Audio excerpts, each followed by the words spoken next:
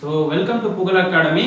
So இன்னைக்கு நாம 11th Mathsல chapter 8 vector algebra so continuation பார்த்துட்டு இருக்கோம்.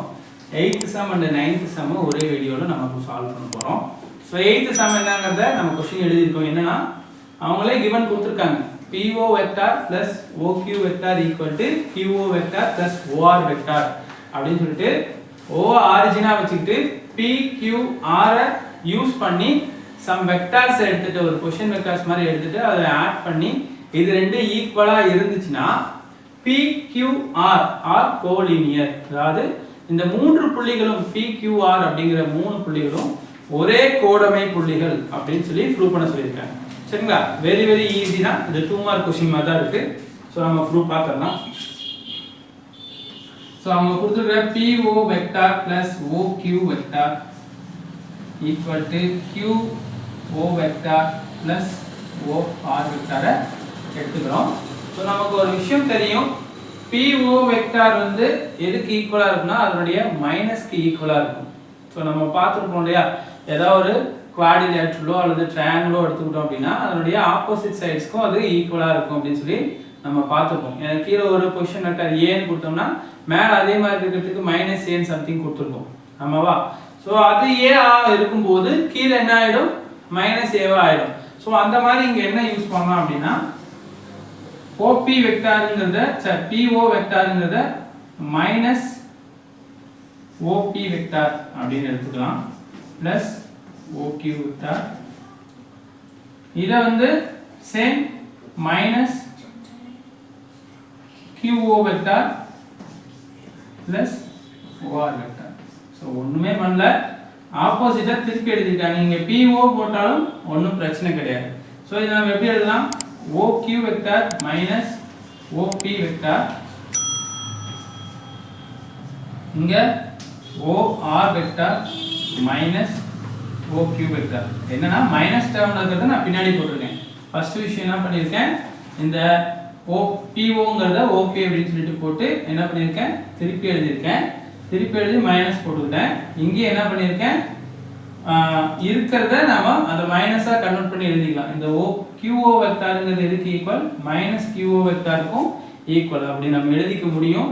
ஸோ இது நான் இந்த மைனஸ் டேர்ம்ல இருக்கிறதுனால அதை பின்னாடி தூக்கி போட்டிருக்கேன். ஸோ O ஆரிஜின் வச்சு இந்த மாதிரி ஒரு வெக்டார்ஸ் எழுதும் போது இதை நம்ம என்ன எழுதிக்கலாம்னா PQ வெக்டார், இதை நம்ம என்ன எழுதிக்கலாம்னா QR வெக்டார் அப்படின்னு எழுதிக்கலாம்.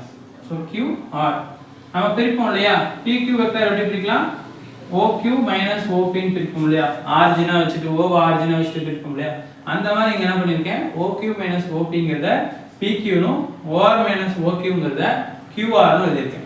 சோ இப்படி எழுதும்போது PQ equal to QR vector வந்துச்சுன்னா இது எது சொல்லுது அப்படின்னா PQ வந்து QR க்கு parallel-ஆ இருக்கு.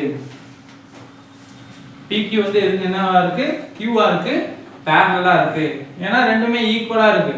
ஈக்குவலா இருந்தாலே அது parallel. நம்ம சொல்லிருக்கோம் ஒரு parallelogram-ல கீழே AB இருக்கு மேலே CD இருக்குன்னா அது ஈக்குவலா தான் இருக்கும். அது என்னவாவும் இருக்கும், parallel-ஆவும் இருக்கும்னு பார்த்திருக்கோம். சேம் இன்னொரு விஷயம் இருக்கு, Q வந்து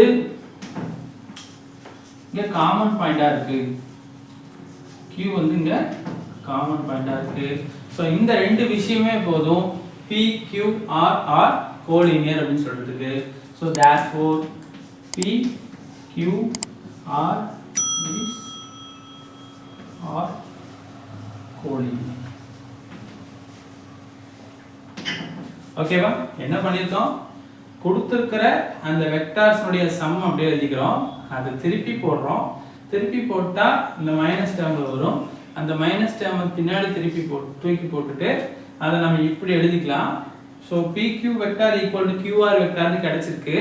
ஸோ இது எதுக்கு ஈக்குவல்னா PQ vector parallel to QR vector அப்படிங்கிறதுக்கு ஈக்குவல். ஸோ பிளஸ் Qங்கிறது எல்லாத்துக்குமே என்னவா இருக்கு, காமன் பாயிண்டா இருக்கு.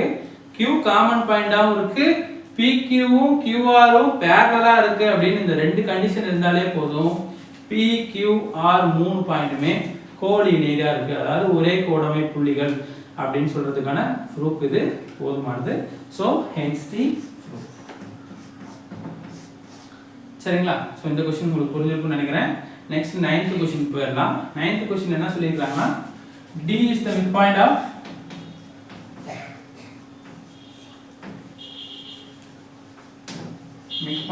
AB of triangle ABC. triangle ABC அப்படிங்கற triangle D வந்து BC க்கு D is the midpoint of AB கிடையாது BC. சூப்பர். So BC க்கு D ங்கற பாயிண்ட் வந்து midpoint-ஆ இருக்கு. அப்படி இருக்கும்போது என்ன ப்ரூவ் பண்ண சொல்லிருக்காங்கன்னா to prove AB vector plus AC vector equal to 2AD vector அப்படினு சொல்லி ப்ரூவ் பண்ணனும். சரிங்களா? ப்ரூவ் பண்ணிடலாம் இல்லையா? சோ ஆங்கிள் என்ன பண்ணிடலாம்? கொடுத்திருக்கிறத நம்ம படமா எழுதிக்கிறோம். ABCங்கிற ஒரு triangle D வந்து BC க்கு midpoint-ஆ இருக்கு. சோ நாம இத ப்ரூவ் பண்ண போறோம். அதுக்கு என்ன பண்றோம்? ஃபர்ஸ்ட் இந்த triangle எடுத்துக்கிறோம். triangle ABD equal to triangle ABD ல AB AD நம்ம எப்படி நம்ம டினோட் பண்ணலாம்? AD வெக்டார் அப்படிங்கறத நம்ம எப்படி டினோட் பண்ணலாம்? AB vector plus BD vector.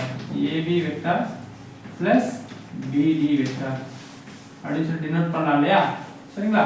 So இங்க AB வெக்டார் மட்டும் நாம அப்படியே வெச்சுக்கிறோம் அப்படினா AB வெக்டார் இந்த பக்கம் வச்சிட்டோம்னா இந்த BD வெக்டார் இந்த பக்கம் வருது. So AD vector minus BD vector கிடைக்குது. இது ஈக்குவேஷன் நம்பர் 1. சோ என்ன பண்ணோம்? ஒண்ணுமே பண்ணல. கொடுத்திருக்கிற क्वेश्चन நம்ம டயகிராமேட்டிக்கா போட்டாச்சு. போட்டுட்டு ஒரு ட்ரையாங்கிள் எடுத்துக்கிறோம். ட்ரையாங்கிள் ABD அப்படிங்கற ட்ரையாங்கிள் எடுத்துக்கிறோம். இங்க AD எப்படி நம்ம எழுதலாம் அப்படினா AB plus BD. AB plus BD ங்கிறது எழுதுனா என்னதுக்கு ஈக்குவல்? AD க்கு ஈக்குவல். அவங்க என்ன ப்ரூவ் பண்ண சொல்லிருக்காங்க? AB யையும் AC யையும் ஆட் பண்ணா அது ரெண்டு AD க்கு ஈக்குவலா வரணும் அப்படினு சொல்லி ப்ரூவ் பண்ண சொல்லிருக்காங்க. ஓகேவா? அப்போ இங்க எல்லாமே ஆங்கிள்ஸ் எல்லாமே வந்து சைட்ஸ் ஈக்குவல் அப்படிங்கிற மாதிரி தான் வரும். சோ நாம அதெல்லாம் அந்த கணக்குக்கு போக வேண்டாம். இதுல ஃபர்ஸ்ட் ட்ரையாங்கிள் ABD எடுத்துக்கிறோம்.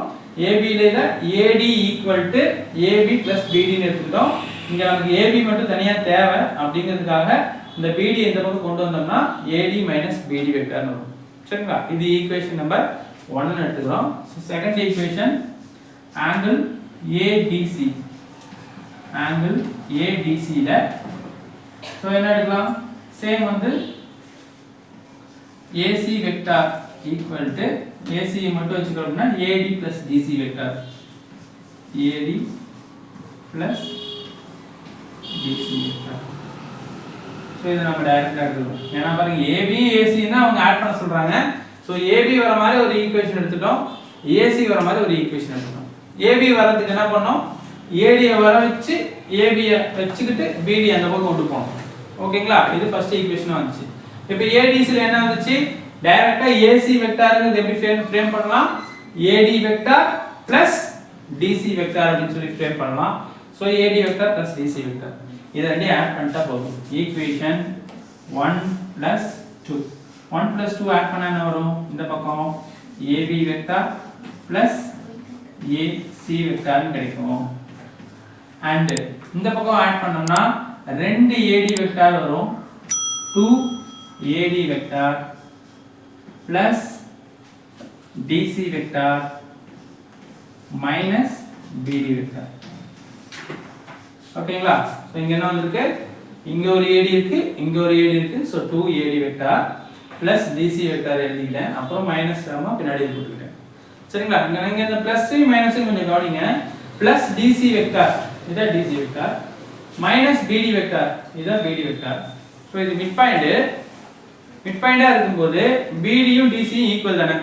இது வந்து சென்டர் பாயிண்டா இருக்கு. சோ இங்க இருந்து இது எவ்வளவு டிஸ்டன்ஸோ அதே டிஸ்டன்ஸ் தான் இங்க இருந்து இருக்கும். அப்போ BD ஈக்குவல் டு DC. இங்க நம்ம அதை சேஞ்ச் பண்ணிட்டா முடிஞ்சு போச்சு. என்ன வரும்?